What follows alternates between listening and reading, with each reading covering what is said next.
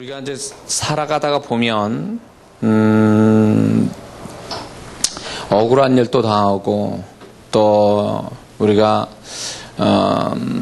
속이 답답할 만큼의 어떤 우리가 좀 힘들고 또 어떤 이런 살아가는 데 있어서 뭔가 이렇게 뭡니까 판단이 잘 서지 않는 것들에 대하여 그런 거와 함께 더불어 나는 잘하고 있는데 그런 것들에 대해서 올바른 평가를 못 받는, 오해받고 이런 부분들, 내지는 또 더 나아가서 이제 내가 잘못한 거에 대해서 이런 것들에 대해서 우리 지금 이런 여러 가지 살아가면서 만나지는 또 우리가 그렇게 느껴지고 생각되어지는 것들에 대해서 그것이 내 생각이나 내 감정에서 머물지 않고 우리는 우리의 모든 걸 알고 계시는 하나님께서 모든 것들을 정확하게 판단하시는 어떤 때가 있다라는 겁니다. 하나님의 판단이 나타나는 때가 그리스도인의 삶 속엔 있다라는 거예요. 이게 세상 안 믿는 사람하고 아주 차별된, 아주 세상 사람에 없는 것이 있는데 그게 뭐냐면 우리와 함께 하신 하나님이 나의 모든 것들에 대하여 그분이 내 의지와 상관없이 내가 원하든 원치 않든 하나님 판단에서 이것이 분명히 가려져야 되겠다. 이걸 분명히 뭔가 결정을 내야 되겠다. 이걸 분명히 뭔가 해결을 내가 해줘야 되겠다라고 하는 하나님의 의지, 하나님의 의지가 하나님의 판단으로 나타난다는 겁니다. 그 하나님의 판단은 그냥 하나님이 얘는 이렇구나 쟤는 저렇구나라고 생각에 머무는 게 아니라 그 하나님의 판단이 행동으로 나오신다는 거예요. 소위 말하면 작업을 하신다는 거예요. 그거에 대해서 내가 잘한 거에 대해서 오해받거나 그러면 오해받지 않게 얘가 잘한 건 잘한 거라고 관련된 모든 사랑과 환경에 하나님이 주권적으로 나타내 주신다는 거예요. 그래서 예수 믿는 사람이 살아가면서 이렇게 심하게 억울함을 가지고 살거나 서러워하거나 슬퍼하지 않을 수 있는 것은 하나님이 그거에 대해서 정확하게 가려내시는 작업이 우리의 삶 속에 나타내신다는 거예요. 무슨 말인지 이해가 되시죠? 그렇기 때문에 예수 믿는 사람은 우리가 당시에는 억울하고 슬프고 괴롭고 답답하고 이렇게 죽을 것 같은 그런 것이라도 그 순간은 그럴 수 있어도 하나님이 살아계셔서 다윗같이 내가 여호와 앞에서 하나님께 행하고 있다라는 이 여호와 앞에서라는 코람데오라고 하는 여호와 앞에서라는 의식을 가지고 산다면 그 사람은 결코 그 억울함이나 답답이나 슬퍼하는 것들이 오래 가져가서는 안 된다라는 거예요. 오래 가져간다면 그 사람은 하나님을 못 믿는 거예요. 하나님에 대한 불신앙을 가지고 있는 거예요. 왜? 하나님 앞에 우리가 산다는 의식이 있으면 그분이 반드시 하나님의 판단이라는 게 나타나는 것을 믿는다면 그 사람은 그거를 기대하고 소망을 해야 된다는 거죠. 지금 사울이 그렇게 어처구니없이 다윗을 죽이려고 쫓아다니잖아요. 그럴 때에 다윗은 그 하나님이 세우신 권위이기 때문에 죽일 수 있는 상황에도 죽이질 않습니다. 그리고 옷자락을 자릅니다. 곧을 자르놓고 사울한테 얘기하는 거예요. 난 당신을 더 나는 잘못한 게 없다고. 그러면서 뭐라고 얘기합니까? 하나님께서 나와 왕 사이에서 판단해 주기를 원하신다는 거야. 내가 억울하고 나는 잘못이 없다는 걸 하나님이 판단해 줬으면 좋겠다라고 하고 얘기를 합니다. 근데 이것이 하나님이 판단하신다는 것이 드디어는 하나님이 어떻게 판단하시냐면 이 사울이 드디어는 하나님이 네가 틀렸다. 사울이 네가 다윗을 죽이는 것이 얼마나 잘못됐다는 것을 하나님이 사울의 입에서도 얘기하게 하시고 결국 그 대가를 치르게 하는데 다윗을 죽이려는 사울이 자신이 죽게 되고 거기에 플러스에 세 아들도 같이 죽는 사건이 생깁니다. 그걸로 종말이 나잖아요. 하나님의 판단은 그렇게 나타나는 거예요. 아까 읽은 로마서의 말씀에도 그거죠. 로마서의 말씀에 원수 갚는 것을 네가 갚지 말라는 거예요. 내가 갚아주겠다라는 게 이게 뭐냐면 하나님의 판단이에요. 하나님의 판단이 나타나는 거예요. 이거는 우리가 요청해서 되는 것도 아니고 내가 원하지 않는다서 안 하시는 것도 아니에요. 하나님이 우리의 주권자고 우리의 아버지가 되시고 우리의 모든 것 되시는 그분이 그의 백성, 그의 자녀들에게서 모든 걸 판가름하시는 권한이 있고 권리가 있고 그런 능력을 가지고 계신다는 거예요. 그래서 예수 믿는 사람은 그 하나님을 믿는다면, 하나님 앞에서 하나님의 판단을 믿는다면 잠시는 우리가 감정적으로 생각으로 잠시는 그럴 수 있으나 끝까지 그런 마음 가져서 안 된다라는 거예요. 그러면 그게 오히려 하나님이 내가 너희를 위해서 판단하겠다라는 이 하나님의 의지에 대해서 못 믿는 것이 되고 불신앙이 되기 때문에 이거는 하나님을 또 기분 나쁘게 하는 거라는 거죠. 예수 믿는 사람이 억울하다고 가서 그냥 같이 디바다, 같이 욕하고 같이 싸우고 같이 죄를 범하고 그러면 그 사람은 뭐가 있냐면 하나님 판단이 안 나타나요. 왜? 네가 하는 건 네가 판단을 내려서 네가 그거를 시행한다 그러면 나는 너를 위해서 도울 수 없다는 거예요. 응? 예수 믿는 사람들이 세상 사람은요 착해서 억울한 일 당해도 꾹꾹 참고 살아가요. 그런가 하면 또 악한 사람은 악한 게 아니라 보통 마음을 가진 사람은 나한테 해코자 해서 그럼 나도 그렇게 하지 라고 이런 식으로 대응을 하는 경우가 있단 말이죠. 세상 사람은 그렇게 참던가 대응하던가. 근데 예수 믿는 사람은 참아서 될 일도 아니고 대응한다고 되는 것도 아니에요. 이거는 이 모든 것들은 내가 어떻게 할 수 없는 상황이면 하나님의 판단을 맡겨야 돼요. 하나님의 판단을 기대해야 돼요. 그게 정답이에요.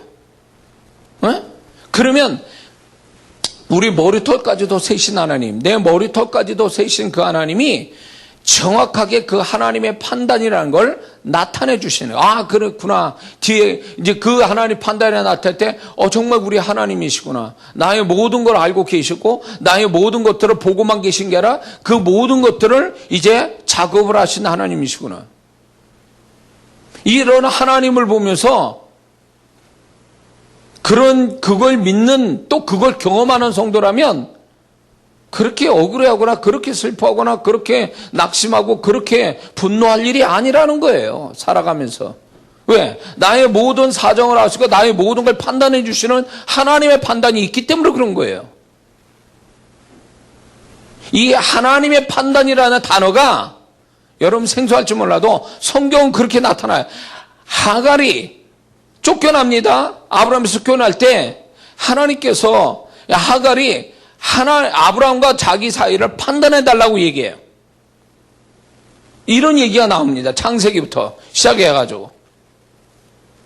뿐만 아니라 신명기 32장 36절에도 보면 여호와께서 자기 백성을 판단하신다는 말씀이 나와요. 다윗은 더 많이 나옵니다. 시편을 보면 26편, 35편, 43편을 보면 하나님 앞에 다윗이 하나님 나를 판단해 주세요. 내가 뭘 잘했는지, 내가 뭘 잘못했는지, 내가 뭘 잘했는지를 판단해 달라는 거예요. 자신 있게. 잘못했으면 자기가 징계받거나 회개할 거고, 내가 잘한 거에 대해서 하나님 내가 잘한 거에 대해서 잘했다라고 판단을 내려주세요 라고 하는 하나님의 판단을 얘기합니다. 다윗이. 이게 구약적 하나님의 사람들의 신앙의 모습이에요. 그런데 오늘 우리가 살아가는 데 있어서 고아와 같이 예수 믿는 사람이 고아와 같이 자기가 다 하려고 그래. 부모 없는 고아와 같이 자기가 다 해야 하고 자기가 다 책임을 져야 되고 자기가 다 복수해야 되고 자기가 다 모든 걸 해야 돼요. 이 고아 같은 신앙이 결국 뭘 가져다 주냐면 하나님이 그 사람을 위해서 뭔가 하나님이 행동하시는 판단이 나타나지 못하게 한다는 거예요. 그러니까 그 사람은 그렇게 자기가 다 처리하거든요. 같이 죄를 범하고 같이 죄는 안 범하려도 자기가 또 어떻게 액션을 취하고 이래 보면 그래놓고 하나님 어디서 나는 이렇게 억울하고 힘든데 왜 나를 이대로 놔두십니까? 이래요. 뭔가 하나님이 때를 맞춰서 뭔가 하나님의 판단이 나타나기 위해서 하나님 또 때를 자꾸 움직이시는데 내가 먼저 나서서 다 해버리니까 하나님이 하실 일이 없는 거예요. 하나님의 판단이 안 나타나는 거라고요.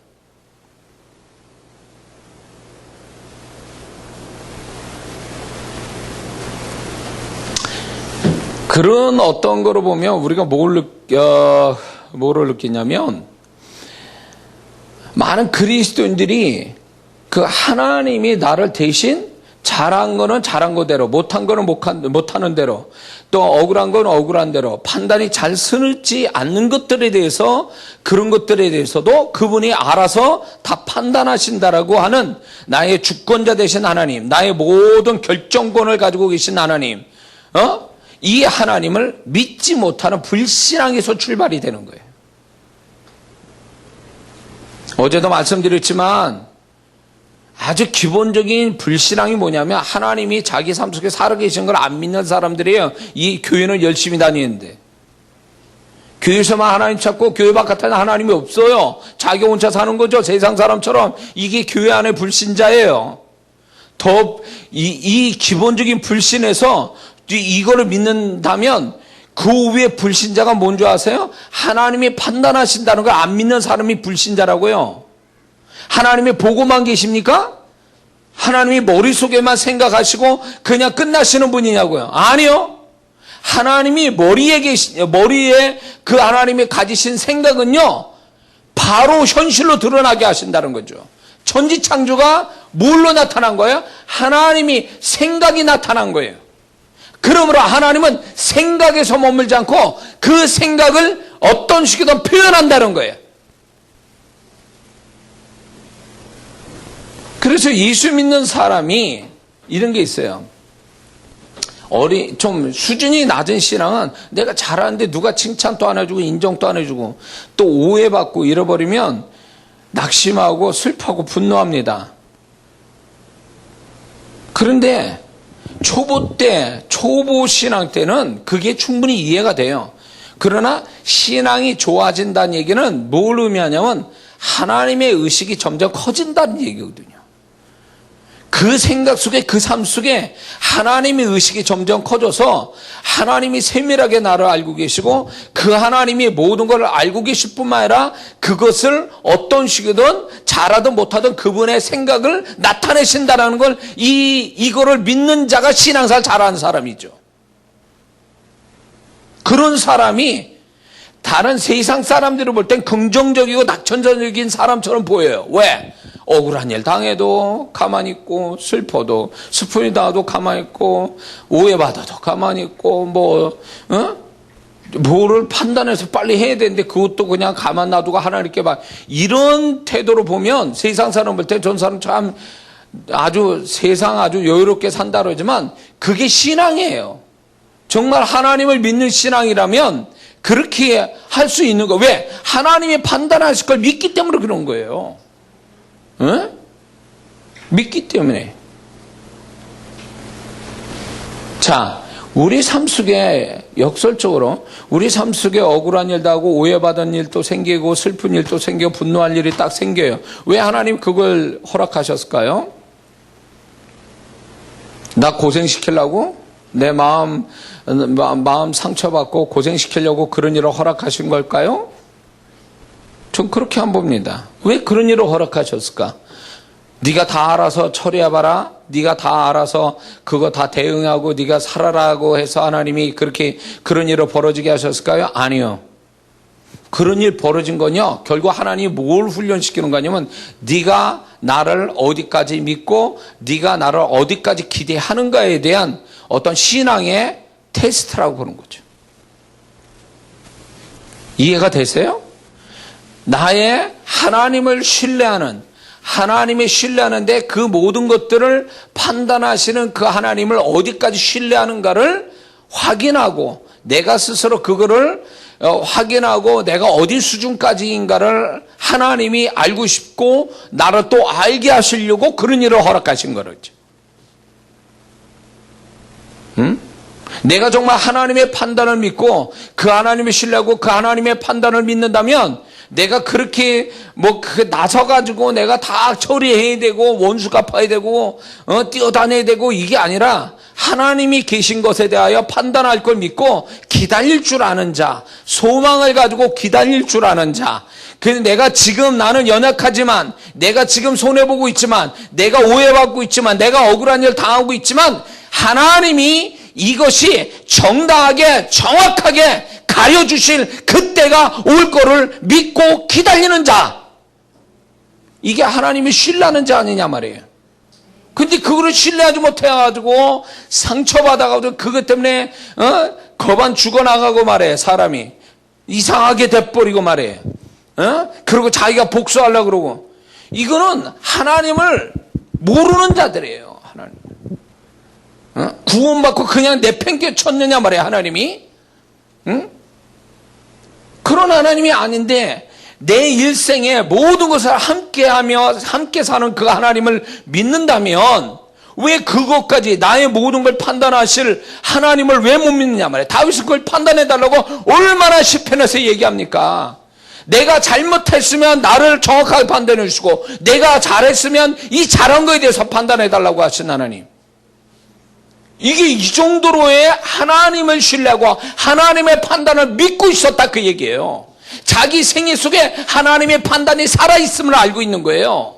죽어서 하나님 앞에 심판받아서 거기서 판단받는 게 아니라 내가 살아가는 모든 나의 일상의 삶에 하나님의 판단을 내려주실 걸 믿고 살았다는 것 사람이 다윗이에요. 그게 우리 신앙이라고. 그게 우리 신앙이라고. 저도 억울한 일 당해가지고 제 사역에 엄청난 타격을 받았을 때 정말 미치겠더라고요. 정말 진짜 최고점으로 자꾸 올라가는데 하나님이 그렇게 저를 세워서 하나님의 사역을 하는데 그 사역에 사단이 역사해서 억울한 일 당했을 때 제가 정말 그때 악심을 품었어요. 그때 정말로. 내 인생에 이렇게 내 인생을 이렇게 바닥치게 하려고 하는 그런 것들에서 억울해서 어떻게 나를 그렇게 만든 사람들에 대하여 악심을 품을 때가 있었어요. 그런데 제가 그때 하나님의 이 판단이라는 거를 그래서 그때로부터 저는 더 관심을 갖게 됐고 그 판단을 믿었어요. 그런데 하나님이 2년 되니까 반전을 시키시더라고요. 기다리면서 억울한 거 슬프고 이런 것들을 꾹꾹 참고 하나님께 하소연하고 하나님 판단에 나타나기를 그렇게 기도했더니 2년 만에 그걸 하나님이 반전시키는 사건들이 생기더라고요. 저는 그거를 아주 뼈저리게 경험한 사람이기 때문에 이 하나님은 나를 보고만 계시거나 생각만 하신 분이 아니라 정확하게 그 진리를 가려내시는 공의로운 하나님의 손길, 하나님의 작업, 하나님의 행동이 내 삶 속에 나타난 걸 경험했거든요. 그러다 보니까 그때는 처음에는 악심을 품었지만 지나고 보니까 내가 하나님의 판단을 믿고 기대하고 소망하니까 오히려 불쌍하게 여겨지고 나를 그렇게 했던 사람들이 불쌍하게 여겨지고 그 사람들에 대한 감정이 이제 없어진 거예요. 그거는 내가 착해서가 아니라 하나님의 판단에 대한 소망과 기대가 있었기 때문에 그게 희석이 돼버린 거예요. 그냥 견딘 거에 아니에요. 그냥 견디고 착한 자기의 성품으로 견디고 그거를 어떻게 한 게 아니에요. 그거 가지고 못 견뎌요. 인간은 원래 죄성을 타고났기 때문에 자기가 참는 것도 견디는 것도 한계가 있다고요. 뭔가 확실한 거 기대하고 소망하는 게 없으면 견디는 자체가 오히려 또 고통을 주는 거예요.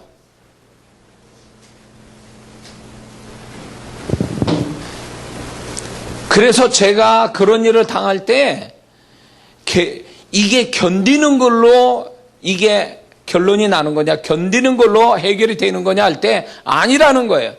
견뎌 보려고 해도 나는 이 성품, 죄성이 나를 견디지 못하게, 잠깐 선한 성품이 견디겠다가 그 선한 성품이 잠깐일 뿐이고 내 기본적으로 깔려있는 악한 성품이 그거를 그냥 때 되면 또 기억나게 하고 때 되면 기억나요. 사람 아주 죽겠다는 거지. 내 의지와 상관없어요. 그게 자꾸 나를 들춰내서 나를 괴롭히는데 어쩔 거예요.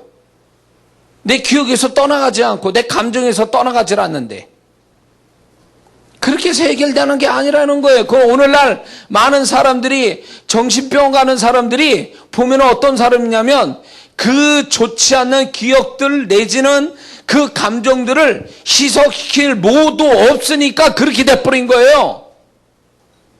정말 그 사람들이 하나님을 믿는 자라면, 하나님의 판단을 기억하는 자라면, 신뢰하는 자라면 그렇게까지는 안 가지. 하나님의 친히 원수로 갚아주신다 그러지. 이게 있어요. 어느 부모든 그 자식이 손해나고 망하는 걸 좋아할 부모는 없어요.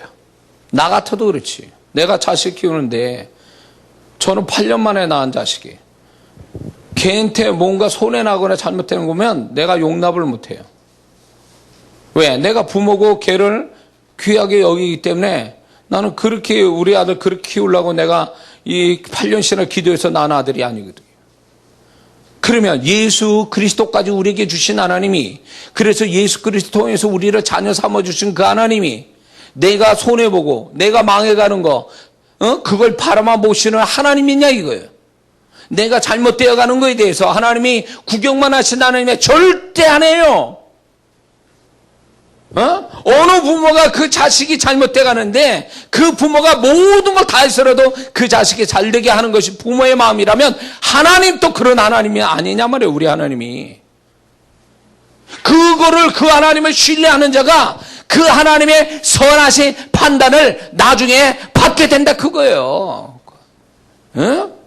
보상하신 하나님, 알아주신 하나님, 해결해 주신 하나님, 좋은 것 주신 하나님, 인내하는 것만큼, 기다린 것만큼 실망시키지 않고 채워주시고 해결해 주신 하나님이 나타나지 않느냐 말이에요.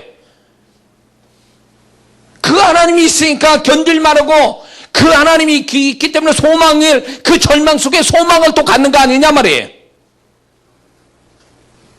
근데 이런 신앙이 아니면 못 견뎌요. 인간의 이 죄성을 가지고는 못 견딘다고.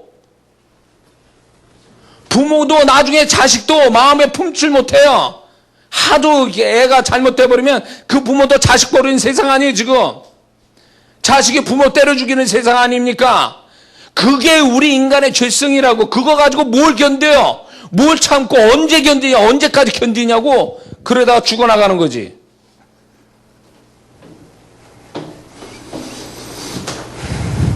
다윗은 너무 억울했어요. 젊은 나이에 이유도 없이 최고의 권력자에 의해서 쫓겨다니고 죽음이 왔다 갔다 하는 데다가 살아남기 위해서 이스라엘의 적국인 블레셋 땅에 가서 미친 척을 했단 말이에요. 침을 질질 흘려가면서 미친 척을 해서 거기서 살아남기 위해서 그 짓까지 했단 말이에요. 다윗은 얼마나 황당하고 얼마나 괴로운 일이에요. 그렇다고 해서 사울을 죽였냐? 그것도 죽일 수 있는데도 안 죽였어요. 그러면서 답답한 자기 현실 앞에 이런 답답함에 하나님 판단해 달라는 거예요. 도대체 언제까지 이렇게 돼야 되면 내가 뭘 잘못했으며 하나님 누가 잘못했는지를 가려달라는 거지. 하나님이 가려주셨잖아요. 그래가지고 기다렸더니 결국 다윗이 살아있는 동안에 그 목격을 한 거 아니에요. 누가 옳았는지 누가 그랬는지를 하나님이 그 눈으로 다윗을 목격시켜 줬잖아요. 왜 그 시간까지 못 견디냐 이거지. 많은 그리스도인들이. 응? 그러니까 예수 믿는 사람이 하나님을 신뢰하는 믿음의 부족뿐만 아니라 인내를 못하는 거야. 거기까지 못 가는 거야. 하나님의 판단하는 그 시간까지 못 기다리는 거지. 하나님이 정말 시퍼렇게 살아계시고 그분이 행동하신 하나님, 생각하고 보기만 하시는 게 아니라 행동하시는 하나님을 믿는다면 그날까지 기다리는 그 인내하는 믿음, 기다리는 믿음이 너무 필요하다는 거죠. 할렐루야. 자, 사람의 잘못된 판단에 의해서 예수님이 십자가에서 죄인 아닌 죄인으로 죽으셨어요. 그렇죠? 그러나 이게 틀렸다라는 것을 하나님이 3일 만에 부활로 나타내시잖아요. 예수님을 십자가에 죽이신 자는 그 사람의 판단이었지만 예수님을 부활케 하시는 하나님이, 그거는 결국 뭐냐? 하나님의 판단이 나타난 거예요. 하나님의 액션으로 나타난 게 부활이에요. 이게 예수님의 죽으심과 부활하심이 사람의 판단과 하나님의 판단이 대립되는데 결국은 하나님의 판단이 이긴 거 아니에요. 믿습니까? 이게 예수님만의 사건이 아니라 나를 따른 자들한테도 이게 동일하게 적용된다, 그거예요. 그래서 하나님은 이렇게 얘기하는 거예요. 3일만 기다려라. 내 판단이 올 3일을 기다려라. 그거예요. 그러므로 우리가 정확한 판단과 하나님이 내 억울함과 내가 뭔가 잘못된 거든 하여튼 모든 것에 하나님의 판단이 나타난 그 시간까지 3일을 기다리는 거예요. 3일. 예수님처럼 3일을 기다리는 거예요. 그 모든 게 3일이에요. 3일만 지나면 정확한 판단이 나타나는 거예요. 우리가 이 땅에서도 하나님 판단을 받아요. 죽어서도 하나님의 판단을 받지만 하나님이 살아있는 동안에 우리의 모든 관련된 되는 것들에 대하여 하나님이 판단을 내리신다는 거예요.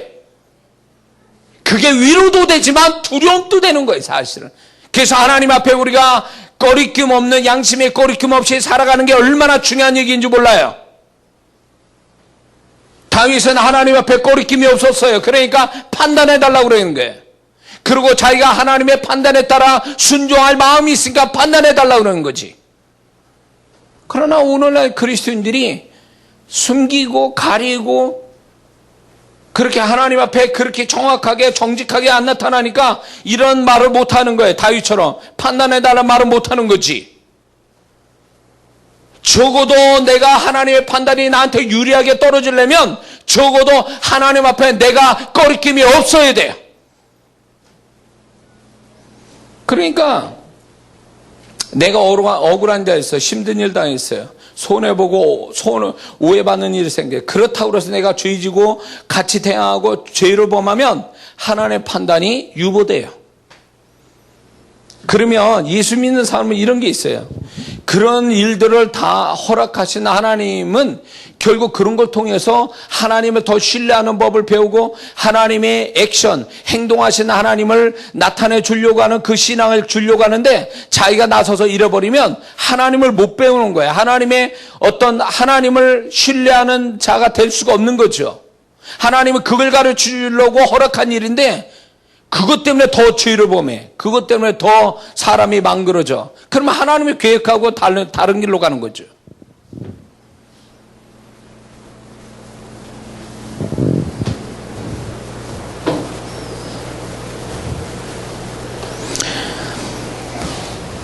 다윗을 왜 하나님이 좋아하시게요? 다윗은 자기의 모든 결정권을 그분께 맡긴 거예요. 그분이 결정해 주세요. 난 결정 못합니다. 주님, 하나님 결정해 주세요.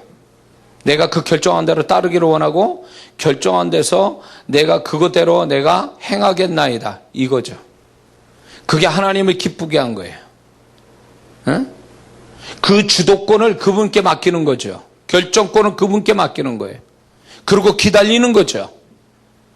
그게 막연한 것 같고 그게 세상 사람이 볼 때는 야, 네 하나님 어디 있냐? 다윗이 그랬단 말이에요. 네 하나님 어디 있냐 그랬어. 조롱할 때 내 침상에 눈물이 침상에 적신다 그랬어요.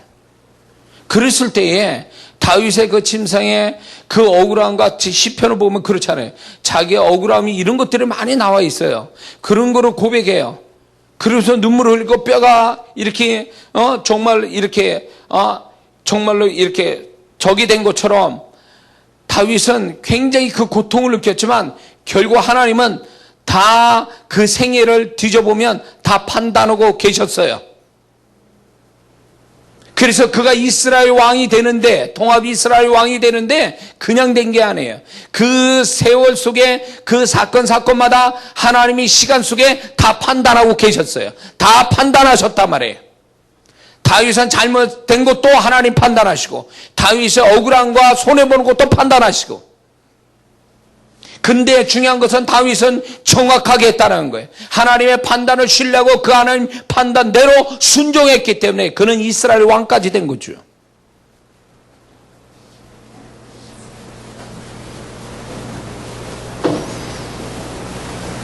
내 생각이 중요한 게 아니에요. 하나님이 어떻게 생각하고 계시는가가 중요한 거고, 그 하나님의 생각이 정확하게 가려주시기를 위해서 내가 그분을 판단을 기다리는 것이 하나님을 인정해 드리는 거예요. 그분을 존중해 드리는 거예요. 내가 딱 결론을 내버린다. 이런 사람 많아요. 자기가 모든 걸 다 결론을 내버려. 하나님이 뭔가 판단을 해 주실 구멍이 없어. 시간도 없어. 자기가 다 결론을 내니까 이건 이런 거야, 저건 저런 거야. 그러니까 하나님은 그렇게 생각 안 하시고 하나님 나름대로의 깊은 어떤 생각이 있으신데, 그 생각을 알거나 그 생각에 나타날 때까지 기다리지 못하는 거예요. 자기가 다 하나님 돼가지고 다 정리해버린 거죠. 그러니까 결국 보면 하나님이 자기가 돼버린 거예요. 자기 판단이 하나님이 돼버린 거지. 나는 이 사람 이렇게 해야 돼. 나는 이건 이렇게 해야 돼. 라는 그것이 하나의 자기 머릿속에 그 하나의 공식처럼, 하나님은 진리처럼, 법칙처럼 딱 세워져 있는 거예요. 하나님이 비집고 들어가서 뭔가 하나님의 생각을 나타낼 어떤 구멍이 없는 거예요. 그래서 예수 믿는 사람들이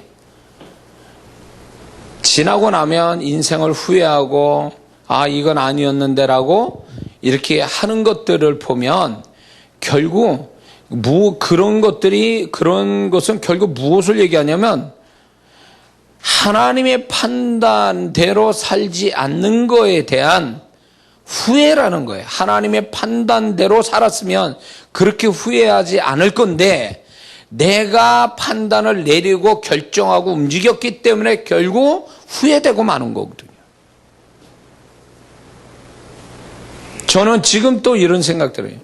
물론 어제 말씀처럼 하나님께 묻고 이런 삶을 살기도 하지만, 어떤 때는 내가 정말 이렇게 생각하는 게, 그분의 음성이 안 들어올 때 내가 정말 이렇게 하는 게 맞는가? 이게 정말 하나님의 생각인가? 라는 거에 대한 고민을 하게 돼. 이게 잘하고 못하고를 떠나가지고, 이게 될지 말지를 떠나가고, 이게 손해 날지 이익이 날지 그건 차원을 넘어가는 거예요. 이게 하나님의 생각인가에 대해서 굉장히 고민하게 돼요. 응? 나는 하나님이 그걸 바라신다고 보는 거야. 내가 고민하는 것이 이게 될 거냐 안 될 거냐 이걸 고민하는 게 아니라, 이게 하나님의 생각이냐, 하나님이 원했던 거냐 라는 거에 대한 그분에 대한 의식이 그분이 바라시는 나의 모습이라고 생각이 드는 거예요. 공감이 되십니까?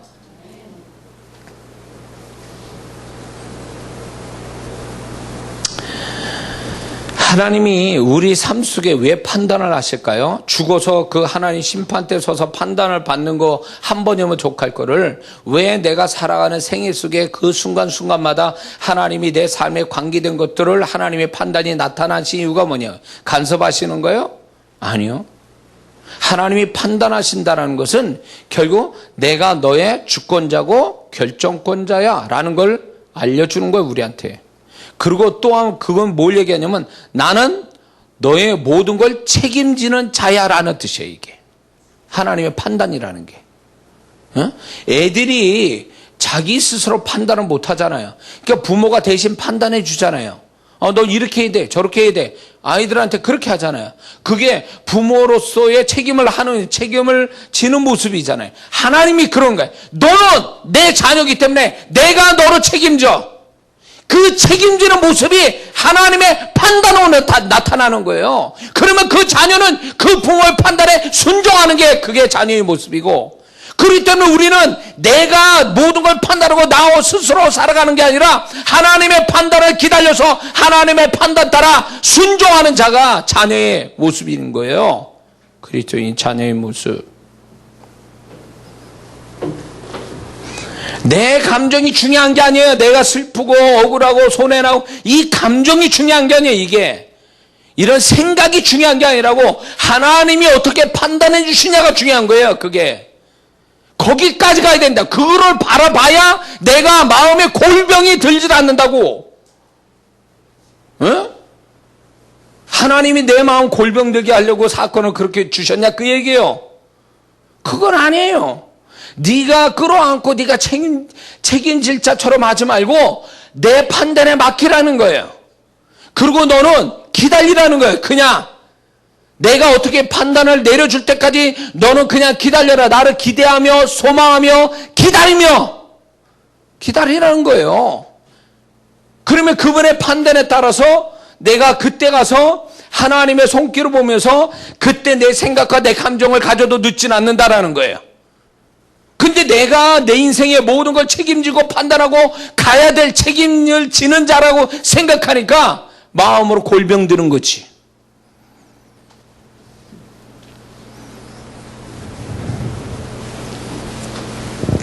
우리 아들에 대해서도 제가 이제 우리 아들 설교에서 많이 얘기하는데, 우리 아들에 대해서 이제 걔가 주의 종이 되기를 바라고 기도했고, 또 걔가 태어났고, 그런데 얘가 보면 가만히 자라는 거 보니까 착하긴 착한데, 얘가 정말 주의 종으로서의 자기 스스로가 결단하고 갈 거냐에 대해서는 아무리 생각해도 고3 때까지도 자신이 없는 거예요. 얘에 대해서. 얘는 부모에 의해서 강제로 끌려가는 인생처럼 보이고, 이래가지고 뭐 주의 종 될 수도 없는 아이인데, 이게 정말 얘가 이래야 될까? 고등학교 2학년 때까지 제가 그 아이를 그거에 좀 걱정이 됐던 부분이 있었어요. 그러나 하나님 이 부분에 대해서 하나님의 판단이 나타나기를 기도했어요. 하나님 얘를 어떻게 하실 겁니까? 하나님의 생각을 나타내 주세요.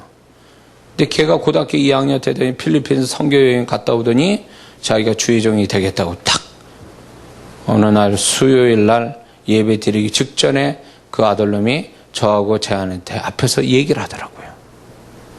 그랬을 때, 야, 하나님이 내가 스스로 뭔가 얘를 어떻게, 그때도 그랬어요.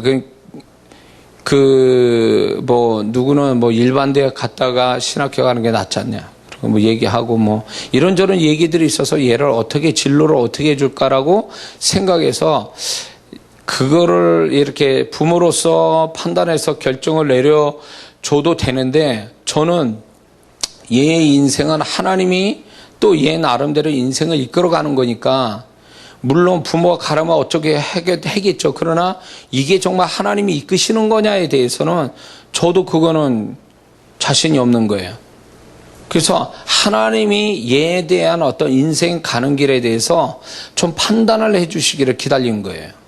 명확하게 하나님은 어떻게 하기를 원하시는지에 대해서 판단하기를 원하시니까 고등학교 2학년 때 하나님 얘가 스스로 주의 종이 되겠다 딱 나오는 그 순간에 딱 결론이 나버린 거예요.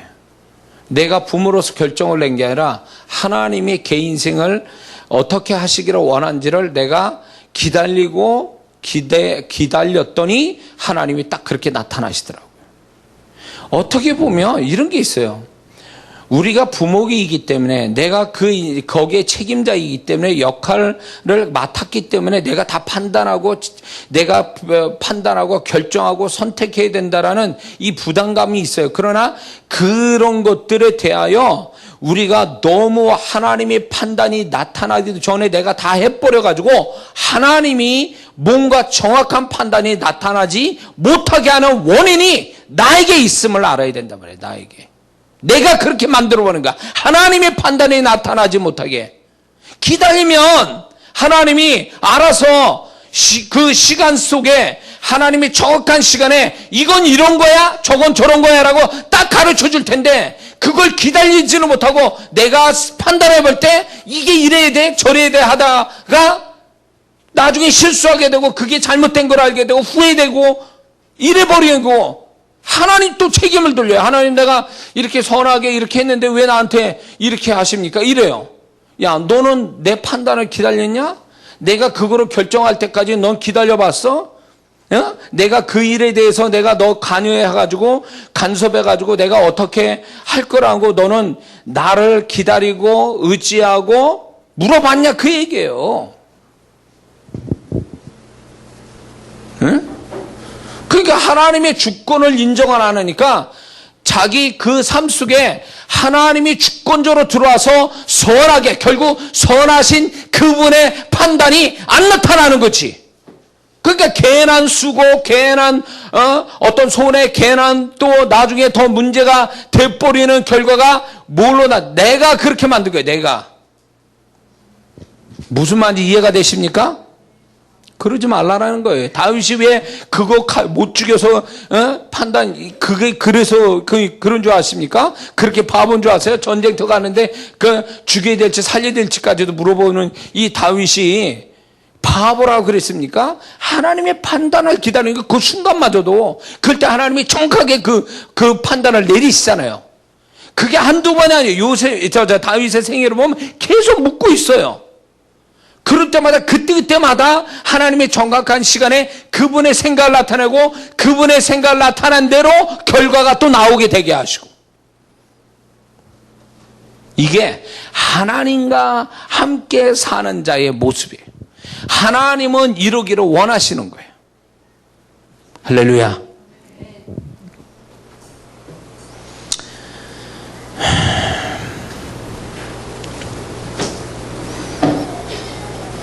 우리는 우리 생애를 우리가 살아가면서 내 생각만 가지고 살아간다면 그 사람은 반드시 실패한 인생 삽니다. 왜냐하면 내 인생을 하나님이 당신의 인생인 것처럼 또 생각하고 계신다는 걸 알아야 돼요.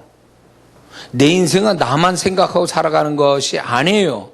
그분이 내 인생을 당신의 사는 인생이신 것처럼 그렇게 또 생각하신다는 거예요. 그분의 생각을 찾아내는 게 우리가 해야 될 일이란 말이에요. 그래서 하나님의 판단이라는 건 결국 하나님의 생각을 드러내시는 거거든요. 그 하나님의 생각이 내 생활 속에 들어와 있다라는 거예요. 그 하나님이 아무 생각 없이 쳐다보고 아무 생각이 없는 그런 분이 아니란 말이에요.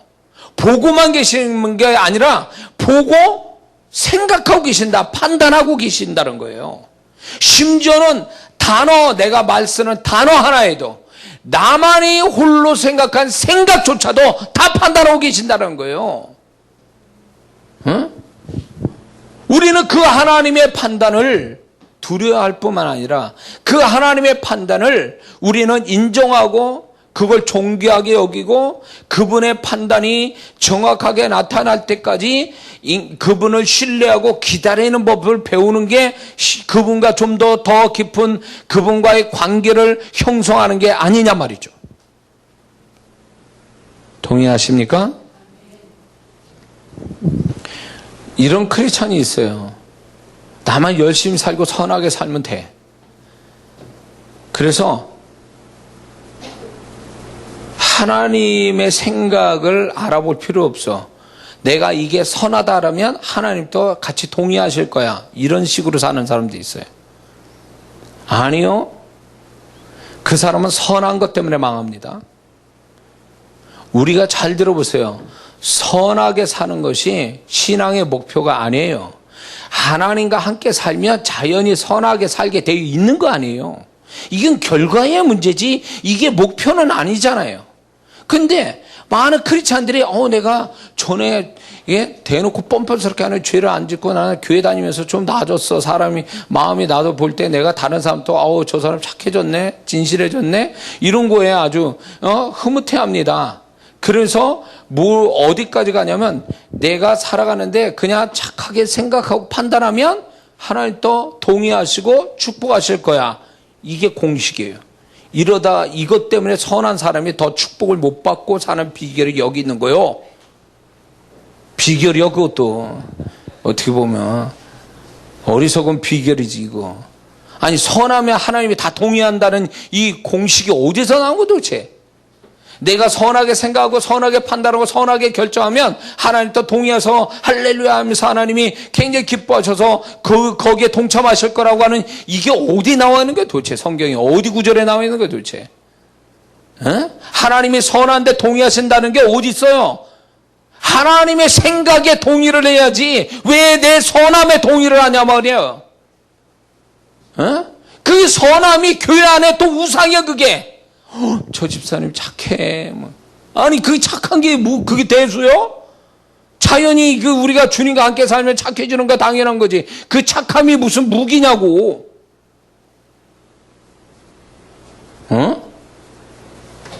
착해지려고 교회 다니냐고. 하나님과 동화돼서 하나님 안에서 내가 녹아지는 거, 하나님 안에 내가 녹는 자, 그래서 그 하나님과 연합이 되는 자가 그게 신앙의 목표 아니냐 말이에요. 그러자고 열심히 성경 보고 기도하고 예배 드리는 거 아니요? 근데 그것이 그분과 동화돼서 그분의 뜻 앞에 완전히 내가 녹아나서 그분의 뜻이 내 뜻이고 다 이렇게 가야 이게 신앙인데 그게 없어. 내 선함으로. 선함은 그래도 나. 그 밑에 수준이 뭔지 아세요? 이게 이익이 되냐? 그걸로 판단하는 사람이 있어요. 맨날 신앙이 이게 손해보지 말아야 되는데 하나님 내가 이익 보는데 선택하게 해주세요. 이거는 비즈니스 하는 거지 하나님하고. 완전히 이런 사람은 신앙이 아니에요. 이거는 우리가 손해 안 보려고 예수 믿는 겁니까 지금? 에? 손해 안 보려고 하나님 이용하는 거요? 이런 사람이 교회 안에 부지기수요. 에? 여기에도 그런 사람 부지기수로 와 그냥 막. 내가 점쟁이도 아니고 막 열받는 거야. 그러면 막 그냥 갈았으면 좋겠는데 또 그 하면 또 그분이 또 자존심 상할까 봐 그러지도 못하겠고. 아니 무슨 내가 점쟁이냐고. 될 건지 안 될 건지 왜 물어 나한테. 내가 점쟁이냐고. 근데요 이런 게 있어요. 몰라서 그렇지 내가 주님의 음성 들어보면요 안 가르쳐 주셔. 가르쳐 주시는데 말하지 말라는 거예요. 말을 말. 인격이 안 돼서 하나님과 관계가 잘못돼 있어. 이 손해 안 보려고 하나님 믿느냐고. 손해 안 보려고 교회 다니고. 그래 교회 다니면 다 성공하고 다 축복받는 줄 알고 그래서 손해 안 보고 어떻게 하면 자기 인생이 더 잘 되기 위해서 하나님 이용해 먹는 사람들이지 그건. 이건 가장 낮은 수준의 신앙이고 그 위에 그래도 선함으로 선택하는 사람 그나마나. 근데 이것도 온전한 게 아니야. 이것도 좋은 게 아니야. 그 위에 하나님의 판단대로 하나님의 생각대로 움직여서 손해나도 슬퍼도 어려워도 하나님의 생각이 그렇다면 거기에 순종하는 자가 진짜 주님과 함께 사는 자 아니냐 말이에요. 응?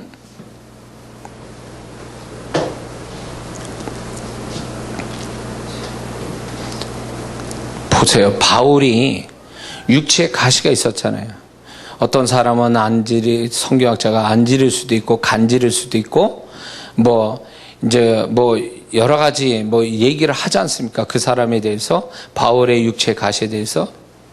근데 바울은요 3차례나 기도를 했어요.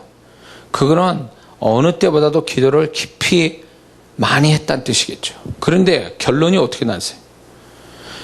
내 은혜가 내게 족하다. 그것은 네 육체 가시는 내 은혜야. 그래서 너는 그걸로 만족해야 돼.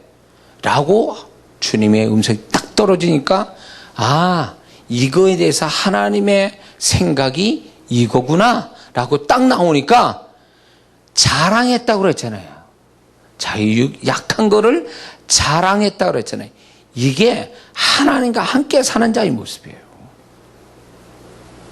바울은 낫기를 원했어. 근데 낫는 게 아니라 그 육체의 고통을 가지고 있는 게 하나님의 내가 너한테 준 은혜야. 그걸로 만족해라. 그러니까 그걸로 감사히 여겼다, 자랑했다는 얘기는 바울이 얼마나 자기의 어떤 그 하나님의 생각에 존중하고 그 생각에 순종한 사람인가를 알 수 있는 거죠. 만약에 이익을 보냐 이런 걸로 신앙을 따지는 사람, 선함으로 따지고 하나님 앞에 있는 사람이라면 이거 하나님 앞에 어떻게 보면 하나님께 정말로 대항할 사람들이에요. 이런 사람. 아니 뭐예요, 하나님 내가 열심히 헌신하고 기도하고 그랬으면 고쳐줘야 되는 거 아니냐 말이에요 이거. 왜 안 고쳐줘? 왜? 자기 몸에서는 막 그냥 귀신 떠나가 병도 고쳤는데 왜 나는 안 고쳐줍니까? 이러고 얘기할 수 있는 거 아니에요? 선함으로 따진다면, 이익으로 따진다면, 이익과 손해로 따진다면 바울이 만약에 그런 개념을 했다면 하나님 정말로 하나님 앞에 막 대항을 했을 거예요. 그러나 바울은 그렇게 안 했단 말이에요. 바울은 하나님의 생각 앞에 순종했다는 거예요. 하나님의 판단에 거기에 순종한 사람 된 거예요. 이게 하나님의 사람의 모습이에요. 하나님께 속한 자, 주님께 속한 자의 모습이에요, 이게. 근데 우리는 고집이 워낙 세. 자기 생각에 취하여 하나님을 섬기다 보니까 하나님 절대로 이런 일이 일어나서는 안 됩니다. 아셨죠? 난 이런 일이 생겨야 돼 지금. 하나님 만약에 이상한 일 생기면 저 하나님 안 믿어요. 이런 식이에요. 아니 꼭 그래야만 된다는 공식이 왜 있냐고. 그 공식은 그분이 가져야지 왜 내가 갖고 있냐고. 그분이 어떻게 하든 간에 그게 그분의 생각이라면 나는 내가 해야 될 일은 감사히 수용하고 순종하는 게 내 할 일 아니에요. 동일하세요? 아멘 하세요. 또 여기 있는 사람 그런 게 있구만. 하나님 절대 이러면 안 돼요. 내 인생에 이런 게 생기면 큰일 나고 이렇게 되면 안 됩니다. 이렇게 돼야 돼요. 하나님을 가르쳐 그냥 막. 몰라서 거야 그냥? 나한테 그런 일 생기면 안 됩니다 하고 하나님을 막 가르쳐 코치해. 아시겠죠? 나 따라하세요. 하나님 나 이렇게 하니까 절대로 어긋나면 안 됩니까? 안 돼요. 이렇게 돼야 됩니다. 아예 하나님 말이 협박을 해. 협박을 그냥. 그래 그렇게 안 되잖아. 그럼 안 되면 난리칩니다. 그 난리치는 게 이제 목사 잡고 이제 난리치는 거예요. 내가 문제가 있어. 내가 참나 진짜. 나는 기도해 준 것밖에 없는데 왜 나한테 그래? 왜 나한테? 참 진짜 억울하지 나도. 하나님하고 따져야지. 하나님하고 따졌다가는 안 될 것 같으니까 목사 붙잡고 따지는 거지. 그리고 나중에서 목사한테 시험 들었대. 아니 내가 뭐 망하라고 그랬어? 뭐 했어 내가? 잘 되라고 그랬더만. 근데 그분의 뜻이 그렇지 않는 걸 어때란 말이야. 그분의 생각 그건 아닌데. 그러면 그분의 생각이 나왔으면 감사합니다 이러고 그게 신앙이고 그분과 인격적인 관계를 가진 사람의 모습이지. 그거 가지고 하나님 왜 이렇게 만들었냐고 그러면 어떻게 되는 거예요 도대체. 바울은 육체의 가시가 떠나지 않았겠지요. 죽을 때까지 그 고통을 안고 복음을 전하고 결국 순교를 당했죠. 바울을 왜 하나님이 바울 서신이 신약의 48%예요. 신약의 모든 것의 퍼센트를 보면 48%가 바울 서신이에요. 왜 바울을 하나님이 그렇게 바울 서신을 등장시켰을까요?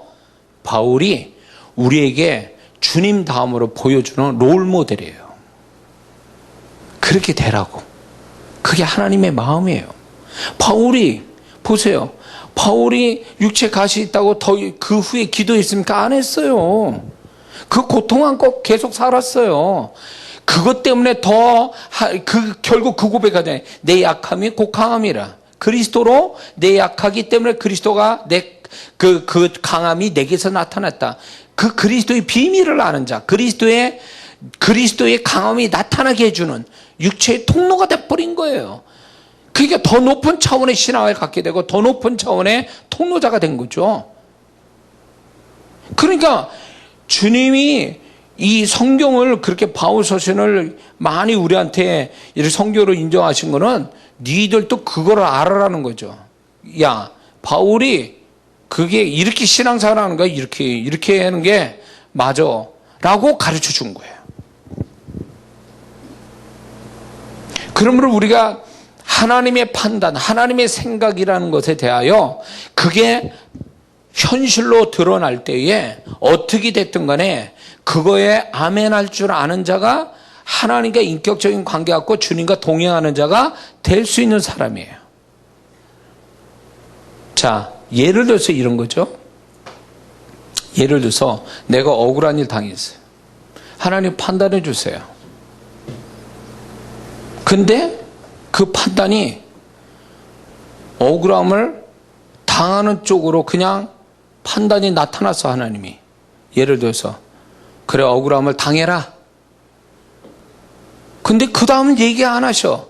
할 때 여러분들은 어떻게 할 것 같아요? 그 상황이면. 이럴 수 없습니다, 하나님. 난리를 칠 수도 있겠죠.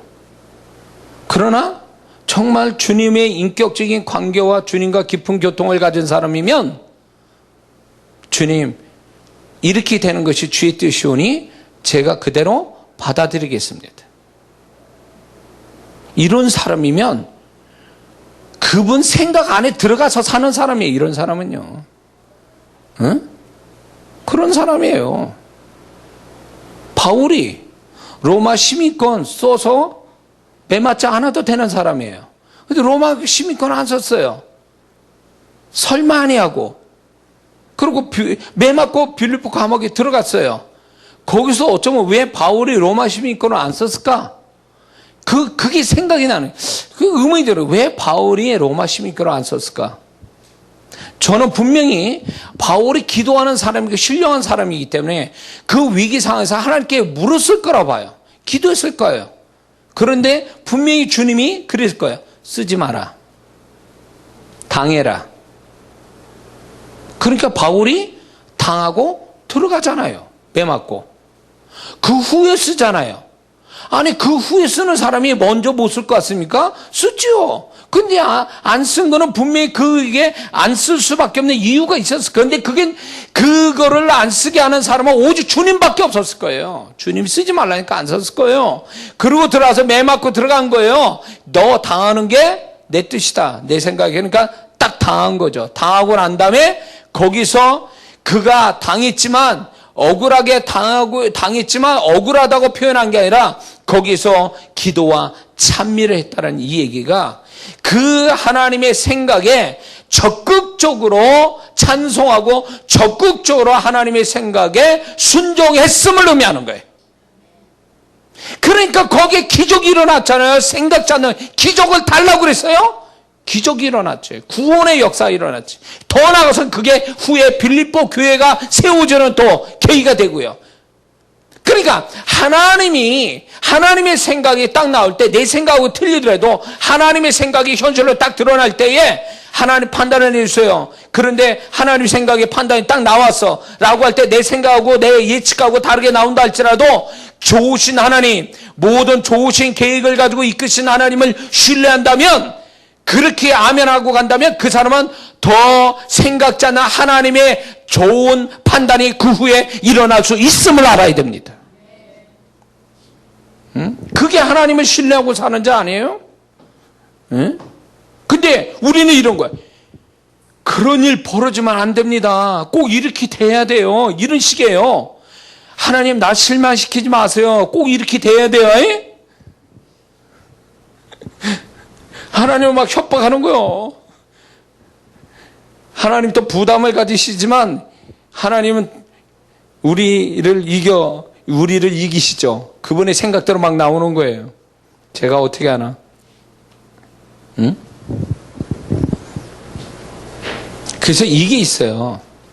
하나님의 판단, 하나님의 생각을 모른 채 살아가는 자, 이건 낮은 수준이죠.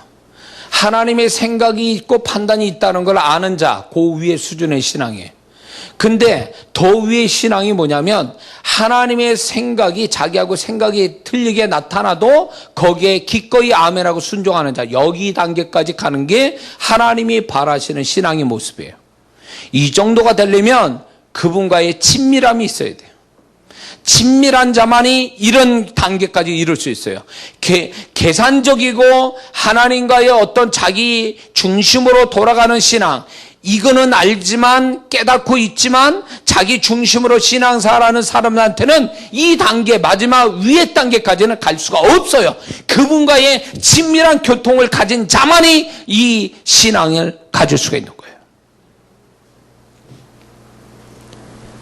다니엘의 세 친구가 풀무불에 던지움을 받을 때도 얘기하지 않습니까? 하나님이 우리를 살리신다고 고백하면서 그리 아니하실지라도 이게요 엄청난 하나님의 생각이 자기하고 다르다 할지라도 자기는 기꺼이 거기에서 순교당할 수 있는 그런 고백을 하는 거죠. 그럴 때 하나님 거기서 그들을 또 살리시지 않습니까? 그러니까 이 신앙까지 가는 거예요. 우리가 이 신앙까지. 그래서 내 인생이 난 잘 살았어, 손해 안 보고 잘 먹고 잘 살았어, 이게 하나님 축복이 아니고 하나님 영광이 아니라는 거예요. 하나님, 내가 지금 이렇게 슬퍼하고 어렵고 힘들지라도 이게 하나님의 생각이 이렇다면 나는 이거대로 이걸 끌어안고 내가 평생을 가겠나이다, 이러면 이 사람이 성공한 인생 사는 거죠. 할렐루야. 꼭 잘 돼야 성공입니까? 하나님의 생각대로 순종하며 살아가는 것이 성공한 인생의 모습이 아니냐 말이에요. 에?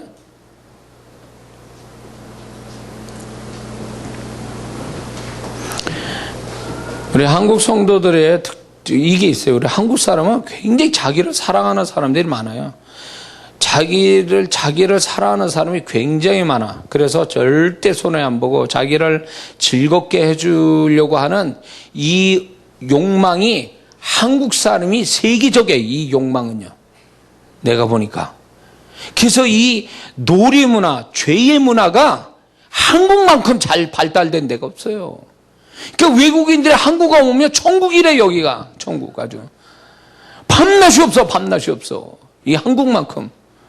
좋은 데가 없다는 거예요. 돈만 있으면 천국이라는 거지. 못할 게 없는 거예요. 다. 이게 뭔지 아세요? 자기를 사랑하는 자기 사랑의 극치예요. 이게 자기를 즐겁게 해주기 위한 이 문화가 우리나라의 문화로 다 나와 있거든요. 세계적이에요. 인터넷부터 시작해가지고 반문화 같은 거, 이런 것들이, 죄의 문화가 세계적으로 유명해요. 여기서 다 퍼져나가는 거예요. 사실은 우리나라에서 세계로. 무슨 얘기예요? 이게 교회 안에 들어와서 말세의 디모데후서 3장 1절 5절에 마지막 때는 자기 사랑, 돈 사랑, 쾌락 사랑, 이 세 가지 잘못된 사랑이 한국 땅에서 아주 번성하고 있는데 그게 교회 안에도 들어와 있어요. 그리고 교회 안에 들어와서 손해보면 안 되고, 내가 손해보면 안 되고, 잘못되면 안 되고, 망하면 안 되고, 막 이런 식으로 인생을 살아가는 거지. 그러니까 기도하고 열심히 내는 것도 보면은 다 자기 잘되기 위해서 하는 거예요. 이게 뭐 하나님 생각을 더 쫓아가고 하나님 뜻에 순종하기 위해서 열심히 내는 게 아니라 자기가 잘 되려고. 간증은 또 그런 사람만 간증해. 분위기를 그런 식으로 몰고 간다고. 하나님을 우습게 만드는 거예요. 그게 신앙이 전부냐고. 그게. 그러나 하나님이 원하는 바가 아닙니다. 그러니까 하나님이 속상해하는 거야. 야, 니들 나를 향하여 열심 내는데 니들이 열심의 방향이 틀렸어. 네 열심이 내가 볼 때 험한 열심이다. 뭐를 위해서 열심 내니 니들? 밤새서 철회하면 뭐하냐고. 그 열심이 다 자기를 위한 건데. 기껏 한다는 게 잘 된 다음에 감사헌금 드리는 게 그게 다 한 거예요, 그게? 하나님 앞에? 그러려고 하는 거냐고. 얼마 되지 않아 감사헌금 드리려고 그 열심 내냐고. 하나님 앞에 잘 돼가지고. 뭐를 위한 열심이에요, 도대체? 뭐를 위한 열심? 이상하네. 오늘 설교도 좋은 얘기 못 하시면 꼬집어 그냥. 근데 이게요, 정신 차려야 돼. 우리가 지금 이게 같은 신앙생활 하는데 주님하고 전혀 다른 방향으로 신앙생활 하니까 그분이 한숨을 쉰다고. 한숨을 쉬어. 그래도요, 이게 있어요. 여러분들은 들을 기가 있으니까 그렇다는 게 아니라, 들을 기가 있으니까 분별 차원에서 주님이 이렇게 제 안에서 분노하듯이 말씀하세요. 이거는 들을 기가 있는 사람이니까 이렇게 얘기하세요. 근데 들을 기조차 없잖아요. 그러면 말씀을 안 해요. 내가 무슨 얘기하고 싶어도 안 돼. 그분의 마음에서 나오는 설교를 할 수가 없어요. 왜? 얘기해 줘봐야 안 들어. 깨닫지도 못해. 그러니까 아예 얘기를 안 하셔. 그냥 한숨만 푹푹 나오는 거예요. 제가 설교를 하다 보면, 여러분들 몰라서 그렇지, 설교를 이렇게 하다 보면, 야, 듣는구나, 저 영이 듣는구나, 못 듣는구나, 뭐 이게 다 이제 오거든요. 이게 피드백이 돼요. 여러분들 말을 안 하니까 가만히 있는 것 같아도 내가 말씀을 전하면서 영이 반응해가지고 다시 그게 피드백으로 나한테 돌아와요, 이렇게. 그래서 주님이 그 다음 말씀 던져주시는 거예요. 그런데 이게요, 딱 벽치게 하는 사람이 있어요. 주님의 음성을 전하고 있는데 벽을 보듯이 이런 말씀이 전할 때 있어요. 그 사람은 완전히 다친 사람이에요. 그런 사람은 주님 말씀하지 않아요. 그러면 그 사람은 이제 자기 고집대로 가다가 그 다음에 하나님이 정말 저거 영혼은 안 되겠다 그러면 깨는 작업을 진짜 나타나는데, 진짜 벽을 한마로 쳐서 부시듯이 아주 부시는 작업을 해요. 왜냐하면 그렇게라도 그 영혼이 살게 하시려고, 그분의 음성 듣고 그분과 함께 사는 법을 가르치려고. 너 잘 먹고 잘 사는 게 네 인생의 목표가 아니야. 그게 네 인생의 목표가 아니야. 너는 내가 있다는 걸 알아야 돼. 내가 너와 함께 살아야 되고, 너는 내 뜻에 순종해서 내가 너를 통해서 영광 받기 원하는데, 넌 그거 모른 채 네 인생 혼자서만 살고 네 혼자만 잘 먹고 잘 살면 되는 거고, 이런 식으로 살아간다면 너는 그거는 내가 원하는 인생의 목표가 아니다. 네 생각대로 갈 것 같냐? 하나님 절대 그렇게 안 한다는 거예요. 왜 그런 줄 아세요? 왜 그렇게 하신 줄 아세요? 그분이 예수님 독생자로 죽이시면서 우리를 살리시고 나를 선택하고 나를 건져주시고 나를 소유했기 때문에 그분은 그렇게 할 권리가 있는 분이에요. 그렇게 할 권리가 있다고. 그러니까 나를 부시든 죽이든 그분은 그렇게 할 권리가 있는 거예요. 나한테. 응? 그러니까 그렇게 해도 아무 할 말이 없는 거예요. 우리는 그거를, 하나님이 그렇게 나를 부셔가는 거에 대해서, 내가 그런 거에 대해서 억울해할 거 없어. 하나님이 왜 나를 이렇게 고난 주시고 시련 주십니까? 라고 말할 자격도 없는 거예요. 우리는 구원해 주신 것 자체만으로도 우리는 감사하고 가야 될 사람들이니까 억울할 것도 없고 손해볼 것도 없어요, 사실은. 하나님은 그러기를 바라지는 않지만 네가 그런 식으로 한다면, 내가 예수 그리스도를 줘서 너를 살렸기 때문에 나는 그 이상의 값어치가 너한테, 내가 그 값어치를, 내가 값을 봐야 되기 때문에 나는 그대로 너 싸구려로 놔두지 않는다는 거예요. 작업하시는 거지, 그러게 되면. 그게 하나님 판단이 나타나는 거예요, 그렇게. 우리 입장에서 맨날 억울하고 손해보는 것만 하나님 판단해 주는 게 아니에요. 나는 네가 점점 싸구려 가는 존재여, 싸구려 인생 가는 거를 내가 원하지 않는다라는 거예요. 내가 너를 어떻게 살렸는데, 어떤 값을 치르고 너를 구했는데, 네가 그렇게 싸구려 가는 거 놔둘 줄 아느냐?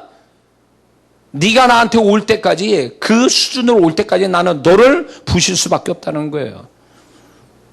하나님은요, 내가 부모의 자존심은 자녀예요. 자녀가 망하고 자녀가 잘못되는 거 좋아할 부모 없어. 다 줘서라도 그 자녀를 더 잘되게, 부모보다 잘되게 하는 게 하나님 뜻, 그 부모의 뜻처럼 예수 그리스도 주셔서 나를 살리신 그분은요, 내가 수준이 떨어지고 값이 떨어지는 걸 용납하지 않아요. 그래서 죄를 질 때 징계하는 이유도 용납하지 않기 때문에 그런 거예요. 수준 떨어진 존재요, 인생 사는 걸 하나님 원치 않기 때문에. 응? 예수 그리스도까지 줬으면 네가 존귀한 자가 돼야 되는데 존귀하긴커녕 싸구려 인생이 되고 낮아진 자가 되는 거에 대해서 내가 용납하지 않겠다는 거예요. 그래서 어쩌면 극한대로 하면 목숨까지도 하나님이 데려가는 거예요. 생명까지 취하는 거예요. 왜? 우린 그걸 알아야 돼요. 그 하나님의 자존심, 그 하나님이 대가를 치르고 나를 구원해서 나를 존귀하게 마신 거에 대해서 내가 그 수준에 더 올라가는 존귀함이 있어야 하나님 기뻐하지, 존귀함이 아니라 바닥을 치기 시작하면 하나님이 용납을 못한다는 그걸. 너는 내가 예수 그리스도를 주고 너를 산 거에 대해서 너는 모독하는 거다. 예수 그리스도를 모독하는 거다, 넌. 그래서 나는 용서 못한다는 거예요. 그런 것들에 대해서. 그래서 우리는 구원받은 다음에 죽는 그 순간이 최고의 나의 존재값이 높고 가장 하나님 보시기에 좋은 때 죽어야 돼요. 그게 최고점이 돼야 된다고. 근데 어떤 사람은 신앙 좋다가 바닥을 쳐. 그러면 하나님이 기뻐하시겠냐고. 그 죽는 순간이, 죽어서 하나님 앞에 갈 때에 그 죽는 순간이 나라는 존재가 최고로 하나님께 가장 값진 모습으로 보여진 채로 죽어야 성경 그대로 성도의 죽음을 그 하나님이 존귀히 여기시더라. 이 말씀이 나오는 거예요. 존귀하게 여기시도록 그 죽음이. 그래서 우리는 그렇게 살아가는 거예요. 마귀는 내 존재값을 자꾸 떨어뜨리려고 하지만 하나님은 자꾸 그 수준을 높여가거든요. 그렇게 해서 우리가 그 존재값이 떨어지지 않도록 하나님이 자꾸 판단하시는 거예요. 나의 억울한 것도 판단하시고 잘못된 걸 판단도 하시지만, 손해난 것도 판단하지만, 내 다윗처럼 하나님께서 나를 스스로, 하나님 나를 판단해 주세요. 내가 지금 잘하고 있는지 못하는지 판단해 주셔서 내가 잘못된 걸 회개하고 고치게 하시고 더 좋은 하나님의 원하시는 대로 갈 수 있게 나를 인도해 주세요. 이렇게 우리가 고백을 해야 된단 말이죠.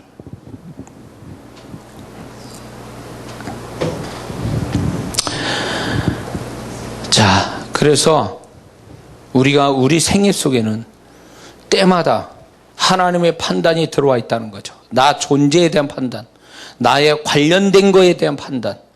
그 판단이라는 게 생각을 얘기하는 게 아니라 작업하시는, 행동하시는 하나님의 어떤 모습이 나타나는 것에 대해서 우리는 그걸 보면서 하나님이 이렇게 판단하시구나, 하나님 저렇게 판단하시구나, 그걸 보면서 거기에 정말 아멘, 무엇이 어떻게 나왔든 간에 아멘하고 순종하며 가는 자, 그럴 때 하나님께서 그 사람 통해서 영광받고, 하나님이 그 사람은 또 이 하나님이 정말 살아계셔서 나와 함께 하셔서 모든 걸 정확하게 판단해 주셔서 내 아버지요, 내 주권자요, 내 모든 것 되신 분이구나, 이런 고백을 해야 되고 또 하나님이 그걸 받기로 원하신다는 거죠.